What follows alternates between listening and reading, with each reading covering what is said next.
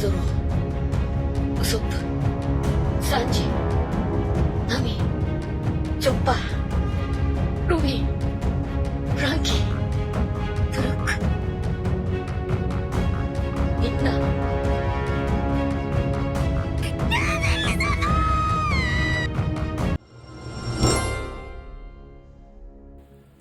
Halo guys, ketemu lagi di Mangacan Dota. Hari ini kita mau ngebahas teknik terkuat yang diajarkan Dragon kepada Rubin. Nah, sebelum itu jangan lupa untuk like, komen, dan juga subscribe channel ini agar dapat berkembang dengan baik. Karena pembahasan ini kita terjemahkan langsung dari versi Jepang ke Indonesia. Dan buat kalian yang suka baca manga, kalian bisa download aplikasinya di Play Store, Techi Apps. Yuk langsung ke pembahasannya. Nah, kita masih menunggu nih chapter lanjutan dari One Piece. Di chapter 1021 masih akan menampilkan pertarungan antara Rubin dan juga Black Maria. Di video Mangacan sebelumnya, kita sempat berteori bahwa Robin kemungkinan besar mempunyai beberapa jurus baru yang digunakannya untuk mengalahkan Black Maria. Nah, berdasarkan bocoran yang udah ada nih, Robin memang mempelajari beberapa jurus selama masa latihannya bersama pasukan revolusi.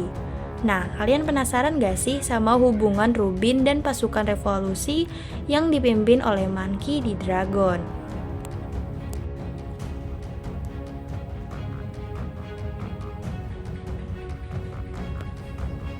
Rubin yang dikirim oleh Bartelo Kuma dari Pulau Sabodi menjadi budak yang dipekerjakan paksa untuk membangun jembatan. Akhirnya diselamatkan oleh pasukan revolusi yang dibawa untuk bertemu dengan Dragon. Tujuan dari menyelamatkan Rubin bukan hanya untuk melatihnya menjadi lebih kuat, tetapi ada maksud tujuan lain yang lebih penting yang ingin dicapai pasukan revolusi bersama Rubin.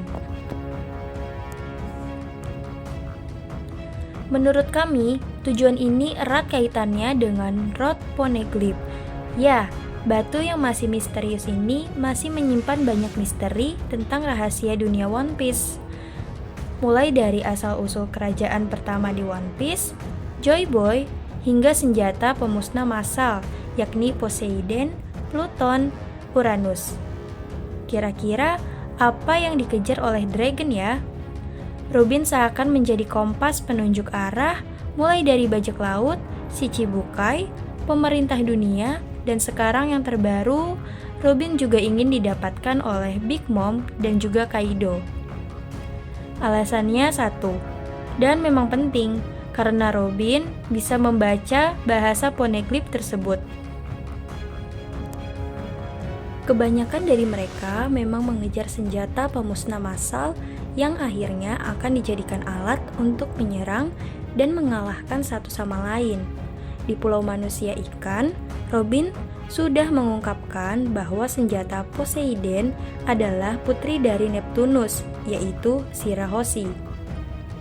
Putri duyung raksasa ini bisa memanggil si King dan membuatnya berpihak pada dirinya dengan cara berkomunikasi dengan mereka.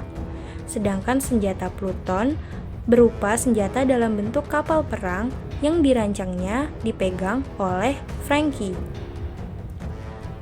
Namun, akhirnya Franky membakar rancangan tersebut di Enies Lobby agar tidak disalahgunakan oleh pemerintah dunia.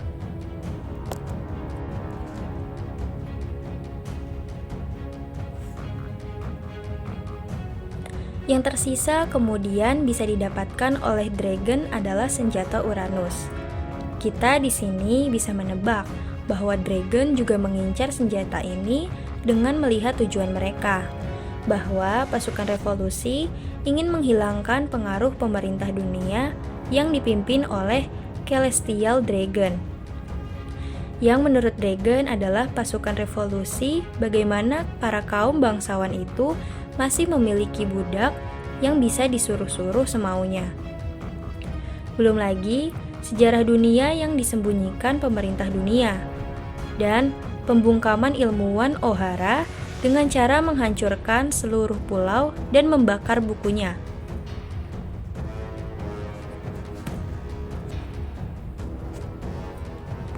Hal-hal seperti inilah yang tidak disukai oleh Dragon dan pasukan revolusi. Dan bagaimana cara menghentikannya? Ya, dengan mendapatkan 2 senjata yang tersisa. Selama 2 tahun itu, kemungkinan besar Robin tidak hanya menghabiskan waktu untuk berlatih, namun juga membantu mencari Uranus dan Pluton. Mulai dari berusaha mencari poneglyph yang tersisa dan mencari petunjuk lainnya. Sebenarnya, sudah ada teori bahwa Uranus itu adalah dragon sendiri, tapi kami meragukan itu. Karena lebih masuk akal jika dibilang dragon bisa mengendalikan cuaca. Itu adalah kemampuan buah iblisnya yang juga masih misterius. Jika dragon adalah Uranus, harusnya banyak kesempatan dragon bisa langsung muncul secara terang-terangan untuk mengalahkan pemerintah dunia.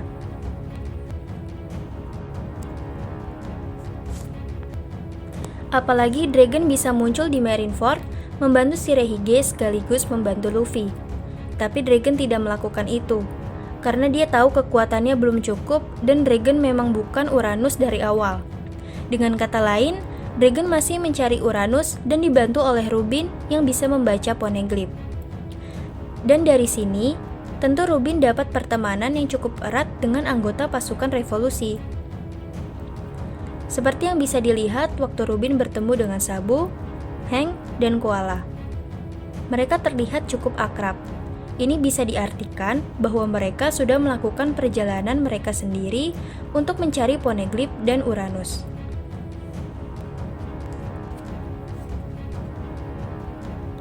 Dalam bocoran juga diberitahu bila Koala, Hank, dan Sabu juga mengajarkan kekuatannya masing-masing kepada Robin. Dan dari sini makin terlihat bahwa Robin sudah memiliki kedekatan khusus dengan pasukan revolusi. Tapi, jika ingin memikirkan jauh ke depan, apakah aliansi Luffy akan bekerja sama dengan pasukan revolusi? Bisa iya, bisa tidak. Iya karena tujuan sebenarnya yaitu mengalahkan pemerintah dunia. Sedangkan tidak karena tujuan Luffy adalah Raja Bajak Laut dan mencapai Raftel atau Laftel. Sementara itu, Dragon ingin menciptakan negara ideal yang setara dengan menghilangkan pengaruh pemerintah dunia. Dalam bocoran yang sudah terungkap bahwa di akhir chapter 1021, Shinobu mengatakan bahwa dirinya tidak bisa menerima permintaan Momonosuke untuk menjadi dewasa. Ucapan Shinobu ini masih bisa diartikan macam-macam. Apakah Shinobu yang bisa mengembalikan usia Momonosuke menjadi normal atau masih ada hubungannya dengan time travel? Yang jelas, setelah perang Wano ini selesai, Momonosuke yang akan meneruskan titah Kozuki Oden menjadi shogun yang memimpin Wano.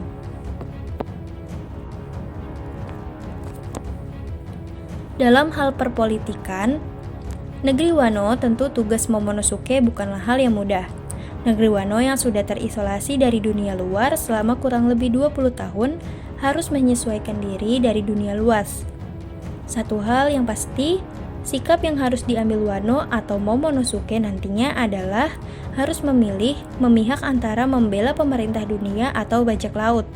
Karena seperti yang kita tahu, pertarungan antara kedua belah pihak ini masih terus berlanjut. Wano sebagai negara yang aslinya bukan berkependudukan sebagai bajak laut bisa berpeluang besar membela pemerintah dunia. Misalnya, Wano bisa mengirim samurainya sebagai pengganti Shichibukai yang sudah dibubarkan dan menjadi anjing pemerintah dunia. Karena seperti yang kita tahu bahwa Shichibukai masih tetap sekelompok bajak laut yang mempunyai tujuannya sendiri. Hal itulah yang tidak disetujui oleh Smoker dan Fujitora. Sedangkan selepas dari Kaido, Wano tidak punya pengaruh atau belenggu apapun dari kelompok bajak laut manapun. Karena selain kekuatan dari Red Scrappers yang berpeluang besar akan mati dalam pertempuran ini, masih banyak samurai lain yang belum ketahuan kekuatannya. Tapi jangan lupa bahwa Momonosuke juga mempunyai hubungan yang baik dengan Luffy. Dan bisa saja Momonosuke justru bertarung di sisi aliansi Luffy. Beban mental yang berat juga dirasakan oleh Momonosuke karena orang-orang selalu menitipkan harapan kepada dirinya, mulai dari mengalahkan Kaido sampai memimpin Wano menuju masa depan yang lebih cerah. Aslinya, Momonosuke sangat terbebani dengan hal itu. Dan dalam waktu dekat ini, Momonosuke akan melampaui batasan dirinya dengan menyelamatkan Wano. Seperti yang kita tahu, Kaido membawa Pulau Tengkorak dengan kemampuannya menggunakan awan sama seperti waktu dia berubah menjadi naga. Kaido mengumpulkan awan di sekelilingnya dan menjadikannya sebagai pijakan. Hal yang sama dia lakukan untuk mengangkat Pulau Tengkorak dan akan dilepaskan dan menimpa kota bunga.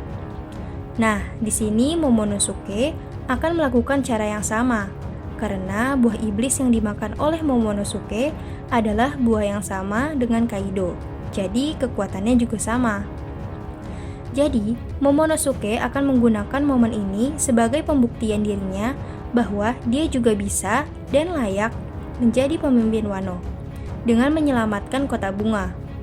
Entah dengan memindahkan kota bunga dengan awan milik Momonosuke atau menghentikan Pulau Tengkorak tepat sebelum menimpa kota bunga. Yang jelas, selain menyelamatkan kota bunga, artinya Momonosuke mulai bisa mengendalikan kekuatannya dengan leluasa. Besar kemungkinannya kalau Momonosuke ikut bertarung dengan Luffy dan Yamato untuk mengalahkan Kaido. Wah, makin seru nih, kita tunggu aja kelanjutannya. Nah, bagaimana nih pembahasan kali ini? Makin penasaran kan? Makanya jangan lupa like, komen, dan juga share ke teman-teman kalian. Dan yang paling penting jangan lupa subscribe dan nyalain tombol loncengnya, karena agar tidak ketinggalan video terbaru dari kita. Terima kasih yang sudah menonton.